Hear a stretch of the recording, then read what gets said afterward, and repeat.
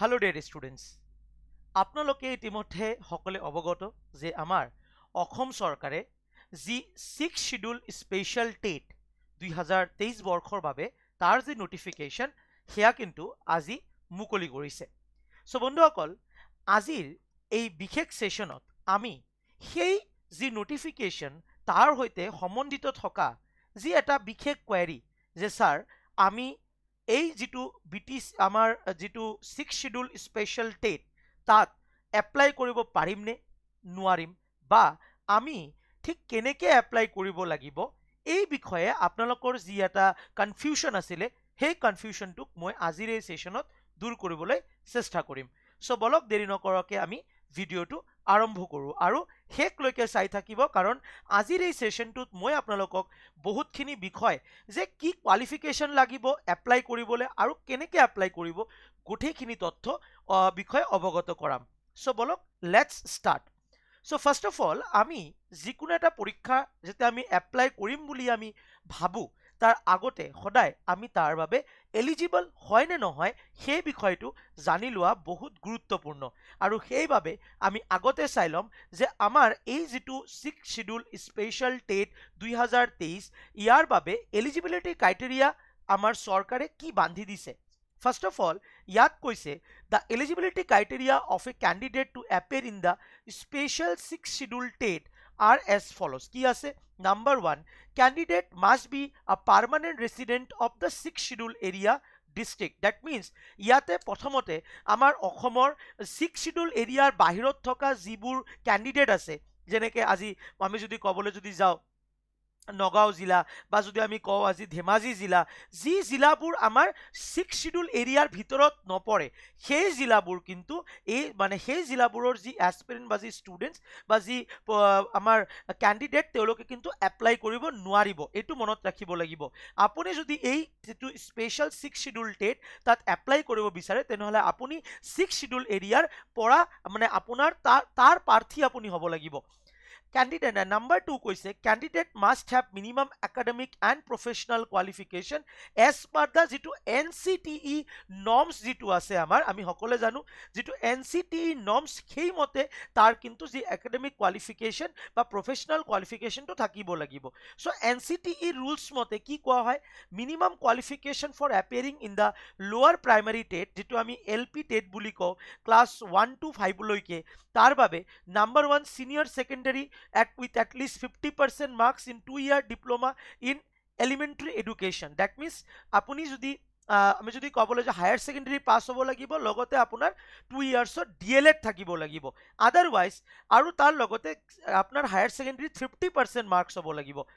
Senior secondary with at least 50% marks or 4-year bachelor of elements education আৰু নহলে আপোনাৰ কি হ'ব লাগিব BEd ডিগ্ৰী যেটো আছে সেই ডিগ্ৰীটো আপোনাৰ হ'ব লাগিব, আপুনি গ্ৰেজুৱেচন কমপ্লিট কৰিছে আৰু BEd কৰিছে।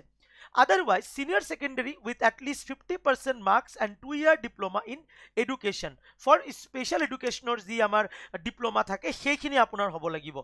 Otherwise আপোনাৰ হ'ব লাগিব graduation and 2-year diploma in elementary education, আপোনাৰ সেইখিনি যি যোগ্যতা সেই যোগ্যতাটো থাকিব লাগিব। তাৰ ওপৰত graduation with at least 50% mark, bachelor of education that means BEd, যদি আমি আগত পঢ়িছো BLEd আৰু এইটো BEd obtained from the NCT recognized institution যিবোৰ আমাৰ BEd কলেজ আছে তাৰ পৰা shall be considered for the appointment as a teacher in class 1 to 5 লৈকে, provided the person so appointed as a teacher will have to mandatory undergo a 6-month basic course in elementary education recognized by NCTE within 2 years of such appointment for primary teachers.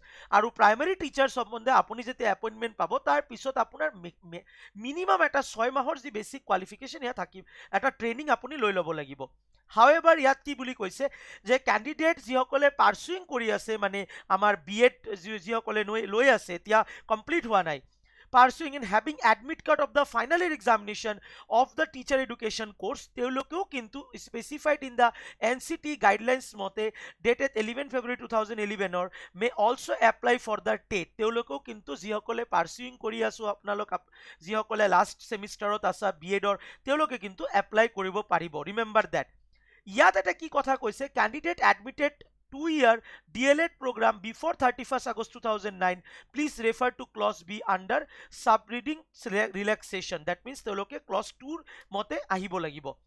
So এইটো তো হৈ গ'ল আমাৰ class 1 to 5। Next যদি আমি কওঁ class 6 to 8, তাৰ বাবে আমাৰ কি কোৱালিফিকেশ্যন আছে? Graduation to minimum, graduation and 2-year diploma on elementary education, লগতে at least 50% mark in graduation or in post graduation and লগত BEd থাকিব লাগিব।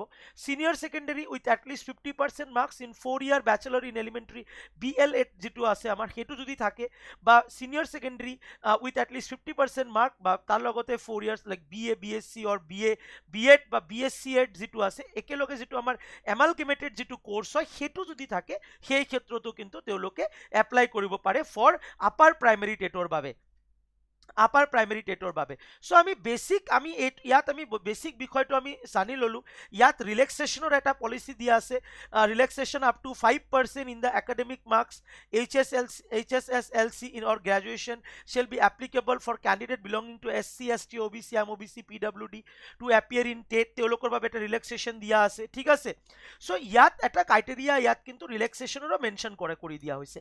এতিয়া সবতকে গুৰুত্বপূৰ্ণ বিষয়টো হৈছে যে আমি গম পাই গলো যে আমাৰ কি বেসিক এলিজিবিলিটি ক্ৰাইটেৰিয়া এপ্লাই কৰাৰ কাৰণে যিটো আমাৰ 6 শিডিউল স্পেশাল টেট তাৰ বাবে আমাৰ কি লাগিব। এতিয়া বিষয়টো হৈছে যে আমাৰ ইম্পৰ্টেন্ট ডেটছখিনি যে আমি কেতিয়া কেতিয়া ডেটটো মানে আমি ফৰ্ম ফিল আপ কৰিব পাৰোঁ। যিটো আমাৰ অনলাইন এপ্লিকেশ্যন আছে, এই যিটো আমাৰ পৰীক্ষাৰ বাবে আমি যিটো নটিফিকেশ্যন আহিছে তাৰ বাবে যিটো অনলাইন এপ্লিকেশ্যনৰ যিটো ৱেবছাইট সেইটো খুলিব আমাৰ মাৰ্চ মাহৰ 5 তাৰিখৰ পৰা, আৰু লাষ্ট ডেট থাকিব মাৰ্চ মাহৰ 25 তাৰিখলৈকে। আৰু এডমিট কাৰ্ড ইস্যু হ'ব ইয়াত কিন্তু আমাৰ এপ্ৰিল মাহৰ 15 তাৰিখে, আৰু এক্সাম ডেটটোও কিন্তু ইয়াত টেন্টেটিভলি দি দিছে যে এপ্ৰিল মাহৰ 30 তাৰিখে কিন্তু ইয়াৰ কিন্তু যি পৰীক্ষা এই পৰীক্ষা কিন্তু হ'ব। দ্যাট মিন্স আমাৰ হাতত কিন্তু এটা বহুত লিমিটেড টাইম আছে। যিসকলে প্ৰস্তুতি বহুত বেছি ভালকে এতিয়ালৈকে ষ্টাৰ্ট কৰা নাই তেওঁলোকেতো এতিয়া একদম ভালকে নিজৰ প্ৰস্তুতিটো ষ্টাৰ্ট কৰিব লাগিব। নেক্সট যদি আমি ক'বলৈ যদি যাওঁ কেনেকৈ আমি এপ্লাই কৰিম, যিটো সবতকৈ গুৰুত্বপূৰ্ণ কোৱাৰিজ মনত ৰাখিব যে অনলি দ্য অনলাইন এপ্লিকেশ্যন আমি যদি ক'বলৈ যদি যাওঁ আৰ একচেপ্টেড, এইটো যিটো পোষ্ট আমাৰ ওলাইছে। এণ্ড এক্সামিনেশ্যন ফিজ যদি আমি ক'বলৈ যাওঁ গোটেইখিনি আমাৰ অনলাইন ছাবমিশ্যন হ'ব লাগিব। লগ ইন থ্ৰু ৱেবছাইট এইটো কি আছে আমাৰ ssa.assam.gov.in, এই যিটো আমাৰ সাইট আছে। আদাৰৱাইজ sevaonline.org যিটো আমাৰ .org যিটো আছে সেইটো ৱেবছাইটৰ পৰা আপোনালোকে এপ্লাই কৰিব পাৰিব। ডাউনলোড ইনষ্ট্ৰাকশ্যন মেনুৱেলটো ডাউনলোড কৰি ল'ব লাগিব, আৰু সেইটো ভালকে পঢ়িব দিছে। তাৰপিছত অনলাইন এপ্লিকেশ্যনটো ছাবমিট কৰিব দিছে যাতে কোনো ভুল ভ্ৰান্তি নহয়। কাৰণ যদি কোনো ভুল ভ্ৰান্তি আপোনাৰ এপ্লাই কৰাৰ সময়ত থাকি যায় তাৰ বাবে কিন্তু মানে যিটো আমাৰ অথৰিটি আছে তেওঁলোকে কোনো ধৰণৰ দায়বদ্ধতা নাৰাখে। Submit online application and upload recent passport size photo. এইটো মই বাৰে বাৰে কওঁ যে যিমানবোৰ আমাৰ এছপিৰেণ্ট যিকোনো পৰীক্ষাৰ বাবে আপোনালোকে সদায় যেতিয়া নিজৰ ফটোটো ইউজ কৰিব ৰিচেণ্ট পাছপোৰ্ট সাইজ ফটো আপোনালোকে দিব। Colour photograph, signature, pass certificate of the professional qualification, final year admit card যিসকলে পাৰ্চুইং কৰি আছে লাষ্ট ছেমিষ্টাৰত আছে, অনগোয়িং প্ৰফেশ্যনেল কোৰ্ছত যিসকলে আছে, অৰ অফ দ্য ৰিকমেণ্ডেড সাইজ যিটো সাইজ দিয়া আছে। সাইজটো আপোনালোকে যেতিয়া ইনষ্ট্ৰাকশ্যন মেনুৱেলটো ডাউনলোড কৰি ল'ব তাত আপোনালোকে চাব সাইজটো দিয়া থাকে। বেচিকেলি JPEG ফৰ্মেটত আমি আপলোড দিব লাগে, সেইটো আমি আন পৰীক্ষাবোৰতো আমি জানো। And the candidate has to pay a Phi through the banking বা ক্ৰেডিট কাৰ্ড বা ডেবিট কাৰ্ড এইবিলাক দি এটা মিনিমাম যি এপ্লিকেশ্যন ফি ৰাখা আছে সেইটো আপোনালোকে দিব লাগিব, আৰু তাৰপিছত আপোনাৰ অনলাইন এপ্লিকেশ্যনৰ যি প্ৰিণ্ট আউট কপি সেয়া ওলাই ল'ব লাগিব। মই আকৌ এবাৰ ৰিপিট কৰিছোঁ, এডমিট কাৰ্ড আপোনালোকে পাই যাব ৰিটাৰ্ণ আপোনাৰ পৰীক্ষাৰ কাৰণে যিটো এডমিট কাৰ্ড লাগে 15 তাৰিখ এপ্ৰিল মাহৰ, আৰু পৰীক্ষাৰ তাৰিখটো কিন্তু 30 এপ্ৰিল, আৰু এই তাৰিখটো আপোনালোকে পুৰোপুৰিভাৱে আমি যদি ক'বলৈ যদি যাওঁ লক কৰি ৰাখক। সো বন্ধুসকল এয়া আছিলে কি আপোনালোকে কেনেকৈ এপ্লাই কৰিব। মই বাৰে বাৰে কৈছোঁ বহুত সতৰ্ক হৈ এপ্লাই কৰিব, আৰু একদম এপ্লাইৰ লাষ্ট ডেটলৈকে ৱেইট নকৰিব, তাৰ আগতে এপ্লাইটো কৰি দিব। কাৰণ লাষ্ট ডেটৰ এদিন দুদিন আগৰ পৰা যিটো ৱেবছাইট থাকে বা ছাৰ্ভাৰ এইটোত প্ৰব্লেম কেতিয়াবা আহি যায়। সো বন্ধুসকল এয়া আছিল আপোনালোকক দিয়া এটা বিশেষ তথ্য। এতিয়া আমাৰ আড্ডা 24/7 আপোনালোকৰ প্ৰস্তুতিত আপোনালোকক কেনেকৈ সহায় কৰিব পাৰিব।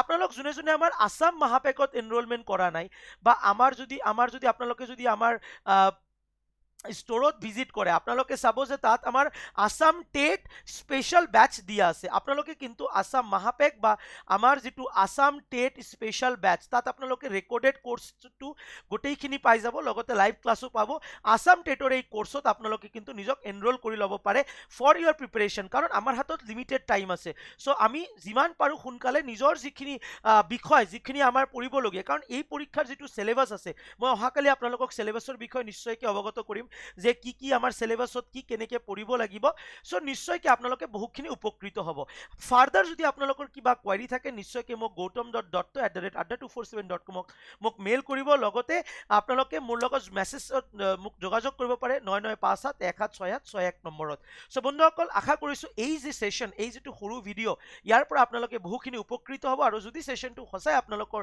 ভাল লাগে নিশ্চয়কৈ সবে লাইক কৰিব সেশনটো শেয়াৰ কৰিব আনকো ৰেকমেণ্ড কৰিব সেশনটো চোৱাৰ বাবে আৰু শেয়াৰ কৰি দিব so thanks for watching my session Adda 24/7 north ইষ্টত আমি ৰাতিপুৱা আমি এতিয়াৰে পৰা মানে অহাকালিৰ পৰা সন্ধিয়া 6টা বজাত আৰু ৰাতি 10টা বজাত আমি ক্লাसेस লৈ আহি আছো তো তোমালোক সকলে এই ক্লাसेसটো জয়েন কৰক আৰু নিজৰ প্ৰিপাৰেচন আৰু ভালকে আগুৱাই লৈ আহক থ্যাংক ইউ সো মাচ জয় অসম জয় হিন্দ